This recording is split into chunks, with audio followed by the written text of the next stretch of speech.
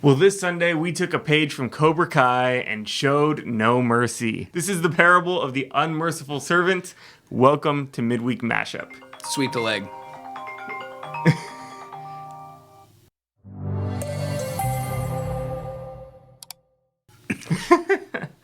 I'm surprised that hasn't happened yet. I know. On Midweek Mashup. I know. Usually my phone is silenced. First time that we've had a phone call. That's awesome. But hey, welcome to Midweek Mashup. I'm sitting down today with Pastor Eric, and we are talking about our next parable in the series of stories that Jesus told. Yeah. The parable of the unmerciful servant. Yep. Sweep the leg. Sweep the leg. Put him in a body bag. So what was kind of the premise of this Sunday's message? Yeah, it's one of these stories that Jesus tells. There's a pretty famous passage that before that, about essentially conflict resolution, about how, if somebody has sinned against you, you bring the issue to them and you try to work it out, and if they don't, agree, you bring somebody else along with you to try to help them see where they were wrong, and then ultimately, it's about making peace, and it's one of these verses that gets taken out of context a lot. Mm-hmm. The part of that piece of Matthew 18, he says, "Wherever two or more are gathered in my name, there I am with them." Mm-hmm. And people like to use that for all circumstances, but specifically, Jesus is saying, when you make efforts to make peace. Mm-hmm. Where there's conflict, my presence will be there, and I think that's it's really important to have that context, because for Jesus, that's I think a huge piece of the witness that he came to bring, and the witness that he wants us to have is peacemakers, people who we don't run from conflict, we step into it so that healing can happen, and restoration can happen, reconciliation can happen. And then, Peter asks him this question. Well, how many times how many times do I forgive my brother or sister if they sin against me? And I don't know if he had his actual brother Andrew in mind, because they probably had some beef at some point, like all brothers do, right? And especially since they ran a business together, right? And he says 7 times, is that fine? Can we cut it off at 7? And Jesus says 77 times, or some translations 70 times 7 times. Mm-hmm. So Jesus is using wordplay to say, no, we are people of forgiveness. You're called to be people of forgiveness. And then he tells this parable of the unmerciful servant. This guy is forgiven a debt of the research I did. I tried not to get too nerdy with it, but the research I did basically conservatively, a $10 billion debt is forgiven. And then the guy who's forgiven this $10 billion debt refuses to forgive a debt of literally 1 million times less to somebody who owes him money. And so then the king who forgave this $10 billion debt is furious, because you were shown mercy, but you refused to show mercy. And so, this is one of those parables, like I said yesterday, it's not... There's no mystery to it, what Jesus is trying to say. Mm-hmm. God has forgiven all your sins.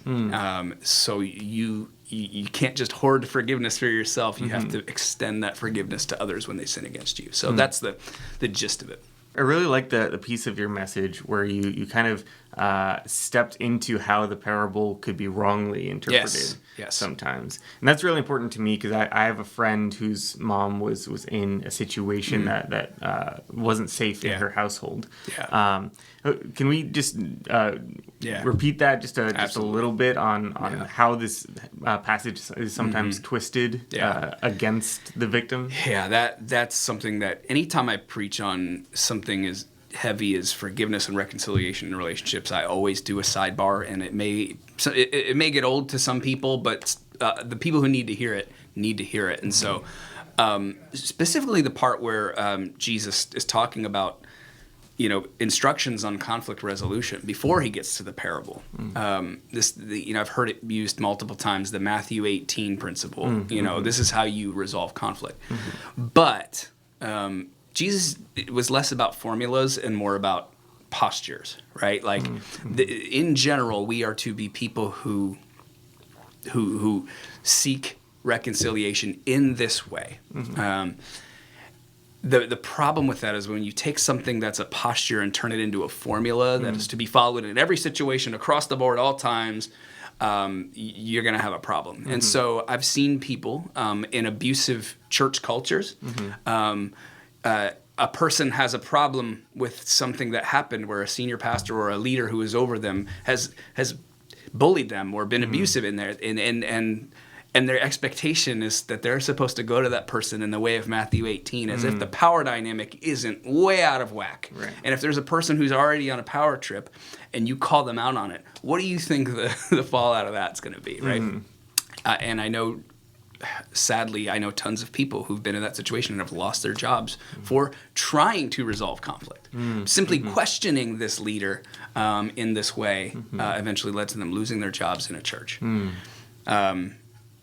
And I talk about this stuff a lot, and I think some people like get annoyed when people like me talk about this stuff a lot, because you're like, you're making us look bad. Like, why don't we talk about the good stuff? And it's like, we have to have our own house cleaned up before we tell anybody else how they should live, right? So we are going to talk about it. And if it's still a problem, we're going to keep talking about it.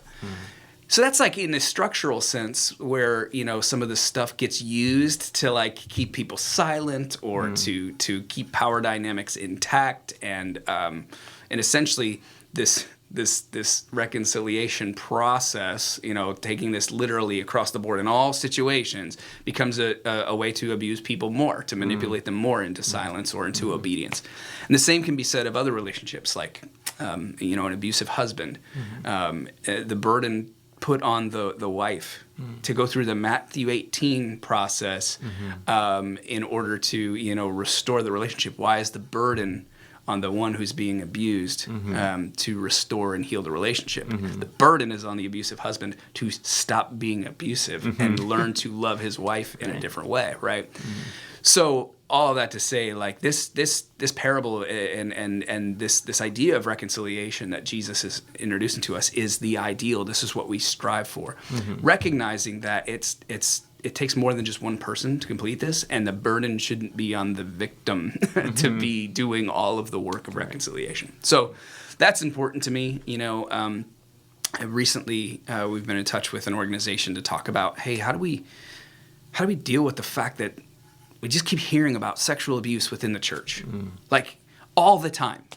And every day is a new mugshot of a different pastor who's been accused of something or convicted of something, and you're like, how is this never talked about? And it's one of those things that, like, I actually just did an interview with a reporter on this, because this organization that we're partnering with did an event, and they wanted to talk to a church that's trying to be a part of that conversation and be a part of, like, hey, we need to clean up our act in the church. We have to be better than this, right? And one of the things that we talked about was the fact that, something like sexual abuse, Christians, especially American Christians, were very prudish. So we don't like to talk about anything sexual if we don't have to. But sexual abuse isn't about sex, and it's not about, like, victims of sexual abuse haven't done anything wrong, right? And so we should be advocating for them. We should be willing to talk about things that feel a little yucky, because we have to stand up for people, right? And so I'm getting a little ranty and preachy right now, but I'm on fire about this right now because not enough people are on fire about this. And even talking to this organization, this is what they do.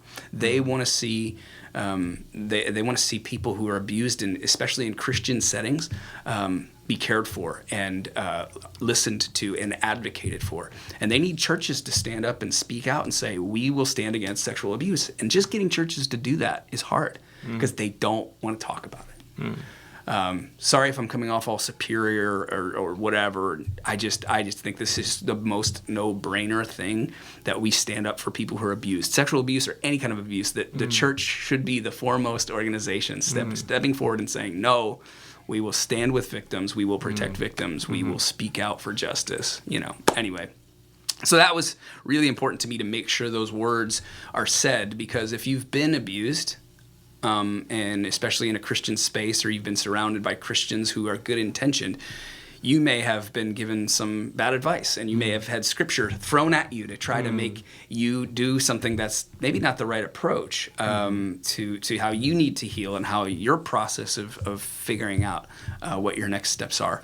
You may have been, again, and sometimes it's with good intention, because I think people are genuinely wanting the best outcome but it's misguided and can produce more harm in people to try to force them into a reconciliation process when they're not ready or the situation is unsafe. And so I think it's really important that we speak on that as much as we can, so that when people hear these passages, they don't go back to when those passages were used like to bully them or to put the pressure on them to do whatever thing, but instead they hear them in a new light, where they hear, hey, yeah, this is the ideal. It may not be safe for you to go through that process. Jesus is on your side. Jesus is advocating for you. There is justice for what's happened to you. They need to hear that. So, thank you so much for your insight into this passage. If you want to hear more from Pastor Eric about this parable of the unmerciful servant, I will go ahead and add a banner to that message. But thank you so much for joining this conversation, and we will see you in the next midweek mashup.